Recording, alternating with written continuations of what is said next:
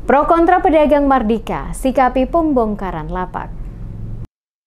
Respons beragam para pedagang kaki lima menyikapi langkah pemerintah Provinsi Maluku lewat dinas terkait melakukan penertiban seluruh pedagang yang berjualan pada lokasi-lokasi yang tidak sesuai peruntukannya di kawasan Pasar Mardika. Abrin Arsyad, pedagang kaki lima, sekaligus salah satu koordinator pada lokasi tempat berjualan saat diwawancarai tim Demes Media Group mengaku, lapak yang ditempati bersama sejumlah pedagang lain siap dibongkar karena telah ada kesepakatan bersama untuk nantinya mereka diberikan tempat berjualan pada lokasi gedung Pasar Mardika yang baru. Selaku koordinator, Amrin memastikan sebelumnya ia telah mendapatkan informasi terkait akan dilakukan pembongkaran oleh petugas di lapangan atas lapak-lapak milik mereka, sehingga bersama dengan sejumlah pedagang lain mengajukan permintaan agar mereka diberikan tempat berjualan baru. Dari hasil koordinasi yang dilakukan, ada kesepakatan bersama, yakni permintaan mereka diterima. Untuk itu, nantinya pedagang akan melakukan pengundian untuk mendapatkan tempat pada lokasi Pasar Mardika yang baru. Di beberapa lokasi tempat yang lain, petugas telah melakukan pembongkaran lapak-lapak milik pedagang, sementara pada lokasi tempat dirinya bersama sejumlah pedagang berjualan masih belum dibongkar.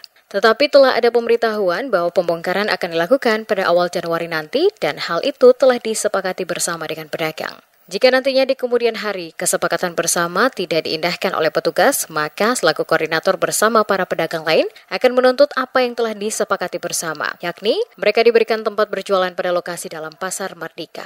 Nanti mungkin tanggal 2 kebersihan kamu selesai, kamu fix yang ada yang tertinggal lain. Kita koordinator di sini, ya sekarang sesuatu dong lebih tahu dong pas babeta kamu kan. Memang ada perlawanan sedikit, tapi karena memang ada kendala sedikit, tapi kan proyek ini kalau elot. Sekarang masalah itu di kotoran juga, ada bongkar, ada sampah, bakal bongkar. Alhamdulillah, pemerintah juga ikut orang lain.